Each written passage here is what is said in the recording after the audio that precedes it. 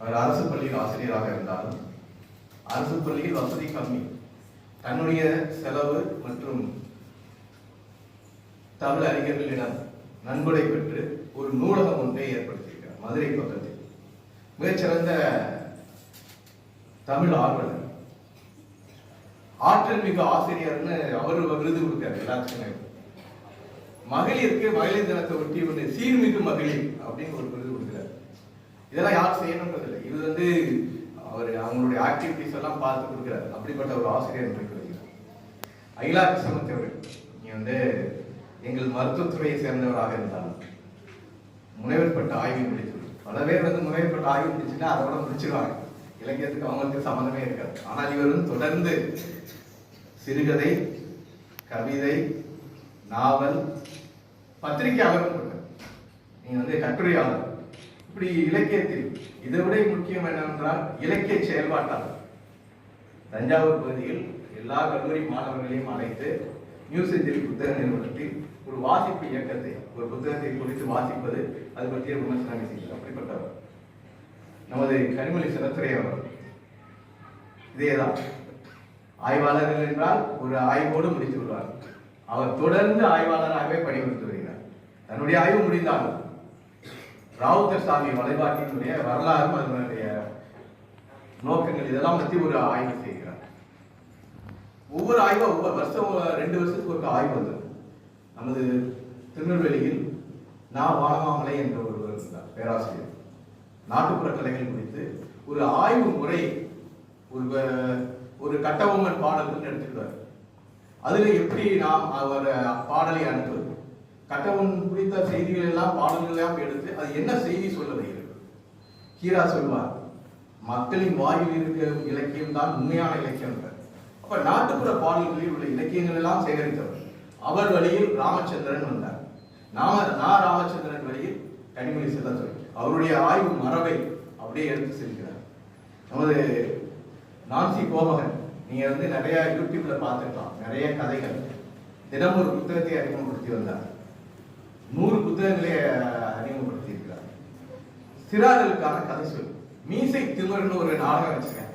அது இந்த நிகழ்ச்சிக்கு பொருத்தமா இருக்கு. பெண்கள் தினம், ஆண்களுக்கு எவ்வளவு திமிர் இருக்கு, அந்த மீசையின் காரணமாக என்னென்ன திமிர் இருக்கு அப்படின்னு ஒரு நாடகம் சென்னையில நடத்தப்படாங்க. சென்னையில ஒரு 2-3 இடங்கள்ல நடத்தப்படாங்க. அவங்க ஆனந்தியமா வந்திருக்காங்க, அவங்களையும் நாம் வரவேற்போம். ராஜபாளையத்தை சேர்ந்த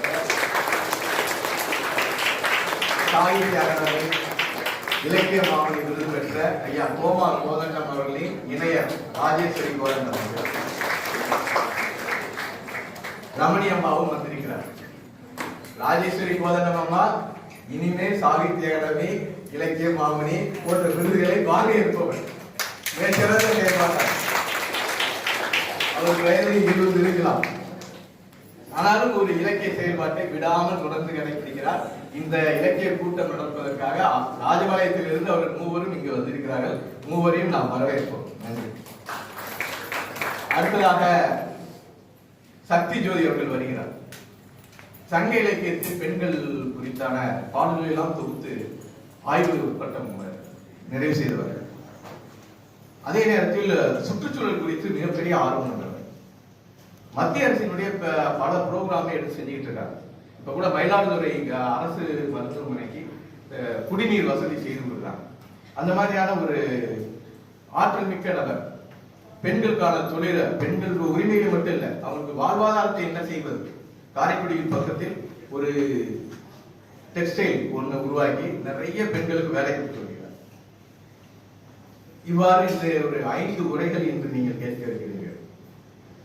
நம்ம ரேவதி அம்மா இன்னைக்கு தாய்மொழி தினத்தை முன்னிட்டு ஒரு உறுதிமொழி படிக்க இருக்கிறார். உலக தாய்மொழி தினம் எத்தனை பேர் தமிழ்ல கையெழுத்து போறேன்?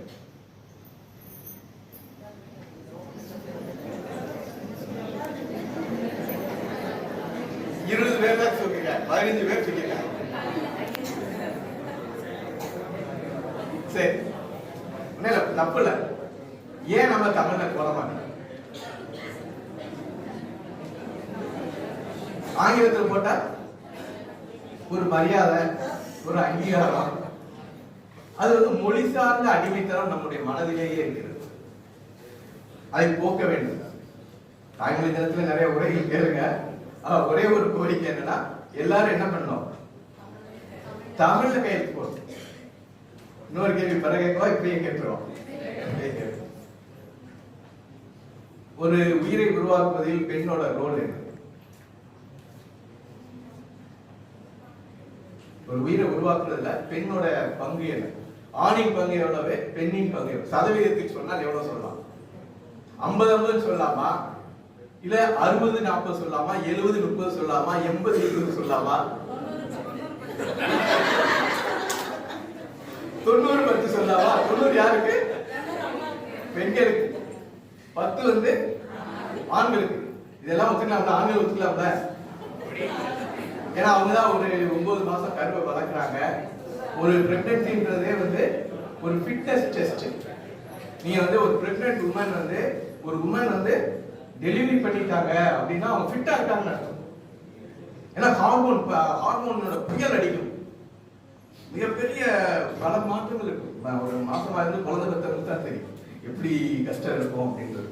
அது அவ்வளவு பெரிய, அதையெல்லாம் கடந்து குழந்தை பிறப்பின் போது நிறைய மரணங்கள் நடக்குது. 1 லட்சம் குழந்தை பிறந்தால் 60-70 தாய்மார்கள் இறந்து விடுகிறார். அப்ப 90% பெண்கள் கொடுக்கலாம், சரிதானே? ஆண்கள் கொடுக்கலாமாப்பா? கொடுக்கலாம். இன்ஷியல் என்ன போடுங்க?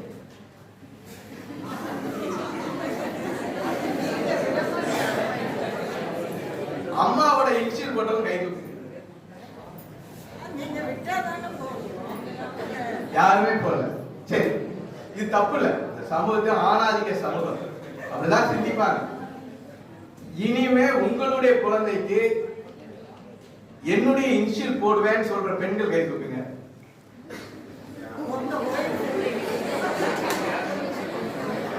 என் குழந்தைக்கு நான் குழந்தை பெற்றுக்கிறேன், ஆனா என் குழந்தைக்கு நான் இன்ஷியல் போடுவேன் அப்படின்னு சொல்ற அளவுக்கு யாருமே இல்லையா? போட வேண்டியது நினைக்கிறீங்களா?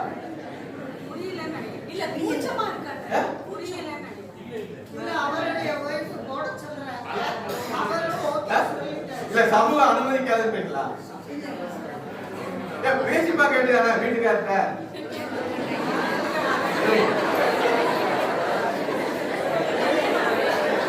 பேச முடியாதா?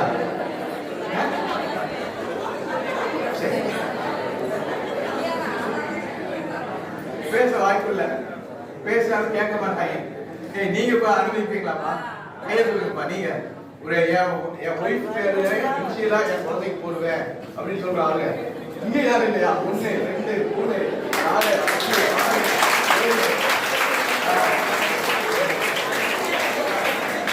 ஆண்களுக்கு வாழ்த்துக்கள் பாருங்க. பெண்கள் நீங்க என்ன செய்யணும்? Fighting nature. இது சாதாரண படிக்கிறாங்க, புரிய வைக்கலாம்ல. நீங்க எவ்வளவு பெரிய கஷ்டம் ஒரு குழந்தைய பெற்றுக் கொடுக்குது. இப்போ ஒரு கதை இருக்கு. அந்த பொண்ணு என்ன செய்யும், கல்யாணம் முடிப்பாங்க. அந்த அம்மாவுக்கு கவலை, தான் மகளை கட்டியே கொடுக்க முடியலன்ட்டு. என்ன இவ ஒரு கோரிக்கை மட்டும் வைப்பாங்க, கட்டுறதுக்கு முன்னாடி அவங்க கூட பேசணும்பா. சரி போய் பேசிட்டு வாங்கம்மா. பேசுற உடனே அவங்க நாங்க உங்க பொண்ணை கட்டலன்னு போயிடுவாங்க. என்ன பேசியிருப்பா? கல்யாணம் முடிப்பேன், அவன் குழந்தை பத்தி தர மாட்டேன். இப்படி ஒரு கதை இருக்கு. என்னன்னா அவர் சொல்றது என்னன்னா, இவங்க அம்மா சாமி கும்பிடும், கோயில்கள் எல்லாம் போயிட்டு வராங்க. இப்போ ஒரு பழங்காலத்து கோயில் இடிஞ்சு போய் கிடக்கும். புது கோயில் ஒண்ணு கட்டிக்கிட்டு இருப்பாங்க. அந்த அம்மா வருத்தப்படும், ஏன் இந்த பழங்கால கோயிலை பராமரிச்சு நல்லா வைக்கலாமே, எவ்வளவு பாரம்பரியம் நிற்குது, அதையே நீங்க பண்ணாம புது புது கோயிலா கட்டுறீங்கன்னு கேட்கும். இவ அந்த நேரத்துல கேட்பா, அனாதை குழந்தைகள் நிறைய இருக்கிறது, ஏன் நான் ஒரு குழந்தை இருந்து என்னுடைய குழந்தையாக அதை வளர்க்கக்கூடாது? அதான் இவளுடைய நியாயம். ஆனா சரியா தப்பான்றதை விட்டுருங்க. ஒரு இளைஞர்கள் ஒரு யுவதியினுடைய மனதில் இப்படி ஒரு கேள்வி எல்லாம் வந்துருக்கு. இதெல்லாம் இன்னைக்குள்ள போக்கு. சரி, இதெல்லாம் பத்தி தான் இன்னைக்கு பேச போறோம். தாய்மொழி தினத்தில் நீங்க அம்மா சொன்னாங்கல்ல, 1952 வங்க மொழியை சேர்ந்த யூனிவர்சிட்டி மாணவர்கள் ஒரு 6-7 பேர் சாகித் வினாத்மாங்க. அந்த மாணவர்கள் இறந்து போயிட்டாங்க. பாகிஸ்தான் 1947 பிரியுது. பிரிஞ்சதுக்கு அப்புறம் உருது மொழியைத்தான் ஆட்சி மொழின்றாங்க. மொழி வந்து எப்படிப்பட்டது? ஒரு இனத்தை வரையறுக்கக்கூடியது. இந்தியாவில் நிறைய இனங்கள் இருக்கு. எதன் அடிப்படையில் வரையறுக்கிறாங்க? பேசும் மொழியின் அடிப்படையில். தமிழர்கள், மலையாளிகள், தெலுங்கர்கள், கர்நாடகர்கள், மராத்தியர்கள் அப்படின்னு ஒரு இனத்தை வரையறுக்கக்கூடிய ஒரு ஆற்றலாக மொழி இருக்கிறது. வேற என்ன செய்யும் மொழி? அறிவு பெட்டகமாக இருக்கிறது. கலாச்சாரத்தை பாதுகாக்கும் பெட்டகமாக இருக்கு, கருவூலமாக இருக்கிறது. அதனால்தான் வந்து நாம் வந்து தாய்மொழி தினத்தை கொண்டாடுகிறோம். அவங்க வந்து உருது மொழியை ஆட்சி மொழியாக வைத்த போது வங்க மொழியையும் ஆட்சி மொழியாக வைக்க வேண்டும் என்று டாக்கா யூனிவர்சிட்டியினுடைய மாணவர்கள் நடத்திய போராட்டத்தில் உயிர் நீத்தனர். அவர்களின் நினைவாக பிப்ரவரி 21 ஆண்டுதோறும் கொண்டாடுகிறது. 1999 யுனெஸ்கோ ஏற்றுக்கொண்டது, 2000 கொண்டாடுகிறது. இந்த ஆண்டுக்கான முழக்கம் வந்து யூத் வாய்ஸஸ் ஆஃப் மல்டிலிங்குவலிசம். மல்டிலிங்குவலிசம்ன்றது பல்வேறு மொழிகள். இளைஞர்களுடைய வாய்ஸ் என்ன அப்படின்னா, நான் எனக்கு கற்றுக் கொடுக்க வேண்டிய மொழி, கற்றல் மொழி என்னுடைய தாய்மொழியாக இருக்க வேண்டும். உலகத்தில் எத்தனை மொழி இருக்குன்னு சொன்னாங்க? நம்ம பிரின்சிபால் சொன்னாங்க 8324 மொழிகள் இருந்து இப்ப 7000 மொழிகள். இதுல கற்றலின் மொழி எத்தனை? கல்வி கூடங்களில், கல்லூரிகளில் கல்வி கற்றுக் கொடுக்கும் மொழியாக எத்தனை இருக்குன்னா 100 தான். அப்ப கற்பித்தலில் உள்ள அந்த மொழி இல்லைன்னா அந்த மொழி வந்து அழிந்து விடும். திருக்குறள் முத்துக்குமார் சாமி தெரிகிறார், அவரையும் நம்ம வரைய நம்ம வரைகிறோம். ஆசிரியர் மகாராஷ்டிர. அப்ப கல்வி கூடங்களில், கல்லூரிகளில் கற்பிக்கும் மொழியாக ஒரு மொழி இல்லை என்றால் அது அழிந்துவிடும். அப்ப என்ன செய்ய வேண்டியது இருக்கு? கற்பித்தலில் இல்லாத மொழிகளுக்கு கற்பித்தல் மொழியாக அதை மாற்ற வேண்டியது. டிஜிட்டல் மொழி எத்தனை இருக்குன்னு நினைக்கிறீங்க? 7000 மொழிகளில் எத்தனை மொழி கற்பித்தல் மொழியாக இருக்கிறது? 100 தான் இருக்கு. அப்ப இந்த 6000க்கு 6900க்கு என்ன நடக்க போகுது? அழிவு ஏற்பட்டு 2 வாரங்களுக்கு ஒரு மொழி அழியுது. 2 வாரங்கள்ல ஒரு மொழி அழியுது. மொழி அழிந்தால் அந்த இனம் இதுவரை சேகரித்த அறிவு பெட்டகம் அழிகிறது. அந்த இனம் இதுவரை சேர்த்த கலாச்சார அறிவு அழிகிறது. அப்போ ஒரு மொழி அழிவுன்றது மிகப்பெரிய துயரம். இங்க வந்து இந்தியாவில் 780 மொழிகள் இருக்கு. 780 மொழிகள். இதை விட சின்ன நாடு பாப்பா நியூ கினியா, ரொம்ப சின்ன நாடு. 830 மொழிகள் இருக்கு. 2000 பேருக்கு ஒரு மொழி பேசிட்டு இருப்பாங்க. ஆனா மெயின்டைன் பண்ணிட்டே இருக்கான் அந்த மொழியை. நம்ம இதுல வந்து 10,000 பேர் பேசக்கூடிய மொழிகள் 100 இருக்கு, 122 இருக்கு. 10,000 பேர் பேசக்கூடிய மொழிகள். அட்டவணையில் எத்தனை மொழி இருக்கு? 8வது அட்டவணையில் இந்தியா அரசால் அங்கீகரிக்கப்பட்ட மொழி வந்து 22 மொழிகள் இருக்கு. அப்ப இந்த மொழிகளை எல்லாம் காப்பது, இந்த மொழிகளை எவ்வாறு காக்க வேண்டும்? நீங்க பாரதியினுடைய கொட்டேஷன் நிறைய சொன்னாங்க. பாரதி மொழி குறித்து நிறைய சொல்லியிருக்காரு. ஒரு மொழி நல்லா இருக்கணும்னா வேர்ச்சொல் இருக்கணும், சொல்லகராதி இருக்கணும். வேர்ச்சொல் இலக்கணம் இருக்கணும். அப்ப இலக்கணத்தினுடைய பாரம்பரியம் எவ்வளவு? தொல்காப்பியம் வந்து கிமு 3வது நூற்றாண்டு முதல் கிமு 5வது நூற்றாண்டு வரைக்கும் சொல்லலாம். நம்முடைய சங்க இலக்கியம் நிறைய இருக்கு, சொல்லகராதி நிறைய இருக்கு. நமக்கு ஏகப்பட்ட சொல்லகராதி. அப்ப ஒரு மொழி வளர வேண்டும் என்றால் அது வன்மொழியாகவும் இருக்க வேண்டும், வளர்மொழியாகவும் இருக்கும். மகேந்திர பாபு அவர்களை வரவேற்கிறோம். ஆசிரியர்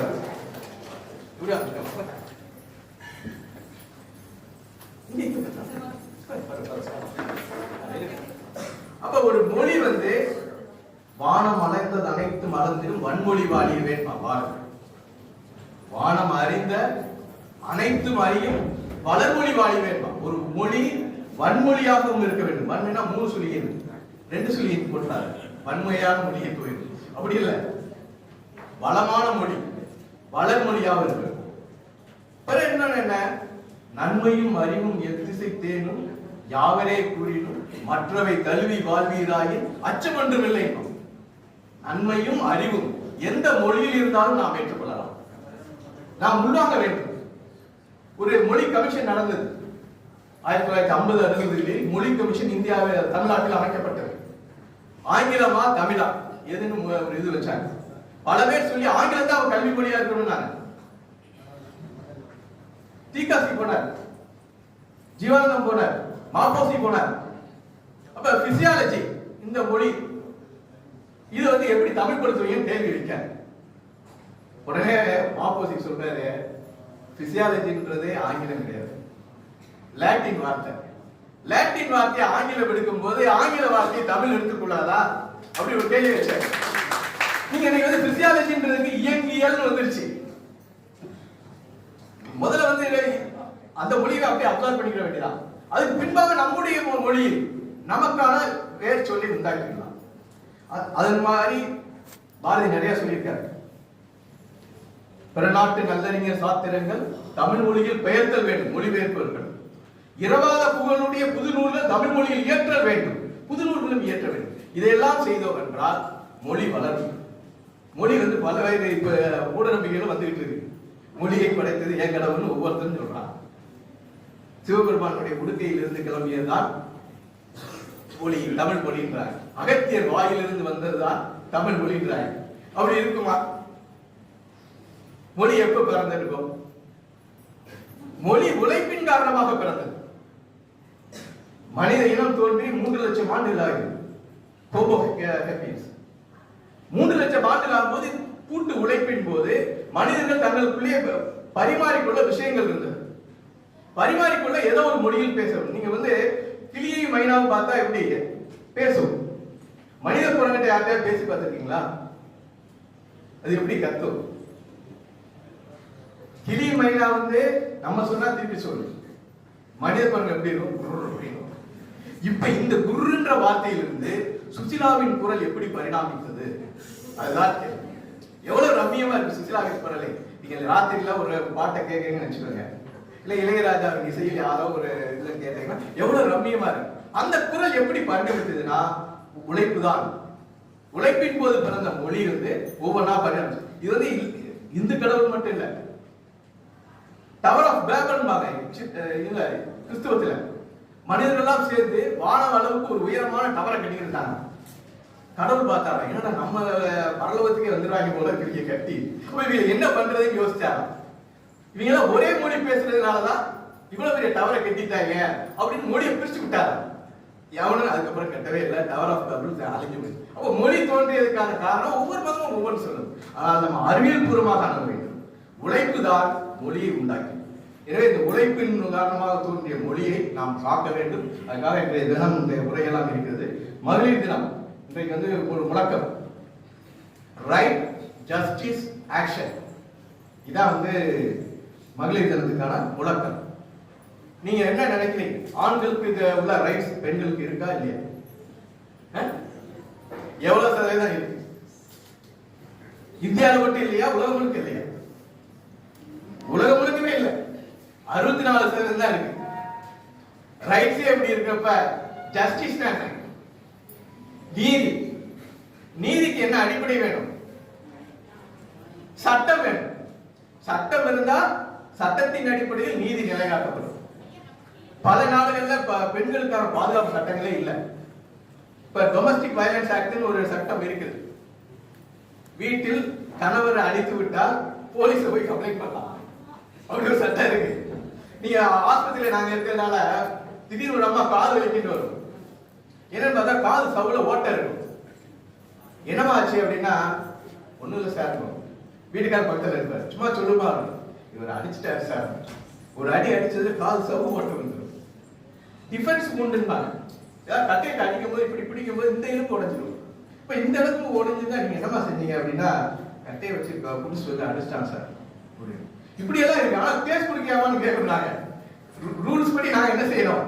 இது வந்து ஒரு அசால்ட். ஏன் கேஸ் குடிக்காம? அவர் வீட்டுக்காரர் தான் சார் அடிச்சாரு, அவர் அடிக்க உரிமை இருக்குல்ல, அது விட்டுங்க சார் அப்படின்னு. அப்ப இன்னைக்கு சட்டம் இருந்தாலும் அதை வந்து நிறைவேற்ற முடியாது. எவ்வளவு பெண்களுக்கு நீதி கிடைக்குது? உலகம் முழுக்கவே 70% பெண்கள் வந்து நீதி பக்கத்திலே போக முடியாது. நீங்க வந்து அப்ப இல்ல, மனுதர்ம காலத்துல பெண்களுக்குள்ள குற்றம், ஒரு பெண்களுக்கு ஒரு அநீதி இழைக்கப்பட்டது என்றால் அவர்கள் போய் வழக்கு கொடுக்க முடியாது. ஒரு ஆணிடம் சொல்லி ஒரு பெண்ணுடைய வழக்கை ஆண் தான் போய் வழக்காடு மன்றத்துக்கு கொண்டு வரணும். பெண் வந்து சாட்சி சொல்ல முடியாது. இன்றைய தினமும் அது நீடிக்கிறது. அதுக்காக தான் இதையும் கொடுத்தாங்க. சரி, ஜஸ்டிஸ் வந்துச்சுன்னா ஆக்ஷன் என்ன? அப்ப ஆக்ஷன் என்ன? இதுதான் இன்றைய தினம் மகளிர் தினத்துக்கான ஒரு முக்கியமான கேள்வியாக இருக்கு. நீங்க வந்து ஆணாதிக்கம் எவ்வளவு நாள் இருக்குன்னு நினைக்கிறீங்க? இதோட நான் முடிச்சிடறேன். ஆணாதிக்கம் எத்தனை ஆண்டுகளாக இருக்கும்? உலகம் பிறந்தப்ப ஆணாதிக்கம் இருந்தா பெண்ணாதிக்கம் இருந்தா? ஆணாதிக்கமா பெண்ணாதிக்கமா? பெண்ணாதிக்கம் தான் இருக்கு. நான் வந்து அஜர்பைஜான் போயிருந்தேன். அது ஒரு காட்டு மலை. அதுல ஒரு 21 கோடு இருக்கு, 28 கோடு. அவங்க அந்த கைட் சொல்றான், ஒரு பெண்ணுக்கு வந்து மாதவிலக்கு சுழற்சி வந்து 28 நாளைக்கு ஒருக்க வரும். அந்த காலத்துல எனக்கு நீ மாதவிலக்கு வந்துருச்சு, ஒவ்வொரு நாளும் பகலும் இரவும் முடியும் போது கோடு போட்டுக்கிட்டே வந்திருக்காங்க. இது ஒரு எக்ஸ்பிளனேஷன். இன்னொரு எக்ஸ்பிளனேஷன் வந்து அமாவாசையும் பௌர்ணமி எப்படி வருது? 28 நாளைக்கு ஒருக்க வருது. அப்ப இதா இருக்கலாம். அப்ப ஒரு பெட்டின் வயிற்றில் இருந்தால் ஒரு அடுத்த உயிர் வருது. அப்ப அன்னைக்கு வந்து ஒரு இனத்திற்கு ஒரு ஆள் சேர்க்கிறது தான் பலம். அப்ப பெண் தான் பலமானவள். தாய்வழி சமூகம் தான் இருந்தது. என்றைக்கு ஆணும் பெண்ணும் இணையும் போதுதான் குழந்தை உருவாகுவது என்ற அறிவியல் உண்மையை தெரிந்தாலும் அதிலிருந்தான் ஆணாதிக்கம் சொன்னார். 5000 ஆண்டுகளாக இருக்கு. நீங்க உலக வரலாற்றில் பெண்கள் என்ற ஒரு புத்தகத்தை படிக்க வேண்டும். அதை நீங்க படிச்சீங்கன்னா சயின்ஸ் முதல்ல இருந்து இப்ப வரைக்கும் ஒரு காலத்தில் பெண்கள் அராஜகம் பண்ண காலம் இருந்தது. ரவுடிசம் எல்லாம் பண்ணியிருக்காங்க. அதை இன்றைக்கு ஆண்கள் பண்ணிட்டு இருக்காங்க. ஆனால் நம்ம என்ன எதிர்பார்க்கிறோம் என்றால் ஈக்வாலிட்டி. ஃபெமினிசம் என்ன? ஃபெமினிசம் என்றால் ஈக்வாலிட்டி. அப்ப ஆணும் பெண்ணும் சரிசமமாக இருக்க வேண்டும். பாரதியினுடைய விருப்பமும் அதுதான். ஆண்களோடு பெண்களும் சரி நிகர் சமானமாக வாழ வேண்டும். ஏன் 3 வார்த்தை சொன்னா? சரின்னா என்ன, நிகர்னா என்ன, சமானம்னா என்ன? எல்லாம் ஒண்ணுதான். ஆனால் அதை வலியுறுத்துவதற்காக ஆணும் பெண்ணும் எந்த விதத்திலும் இழைப்பில்லை. அதெல்லாம் நம்ம இன்றைய சிந்தனையில் இந்த இலக்கியங்களில் எந்தெந்த இலக்கியங்களில் ஆண்களின் பெண்களின் உரிமைகள் பேசப்பட்டிருக்குது, நீதிகள் பேசப்பட்டிருக்குது, அதற்கான செயல்பாடுகள் ஆக்ஷன் என்னன்றதெல்லாம் இன்றைய தினம் பார்க்க இருக்கிறீர்கள். மாணவர்கள் இந்த நிகழ்வு நடத்துவதற்கு இதெல்லாம் காரணம் என்னென்றால் நீங்களும் எதிர்காலத்தில் இவர்களை போல எழுத வேண்டும். அதனால் எங்களுடைய அதை நீங்கள் நிறைவேற்றுவீர்கள் என நம்புகிறேன். நன்றி.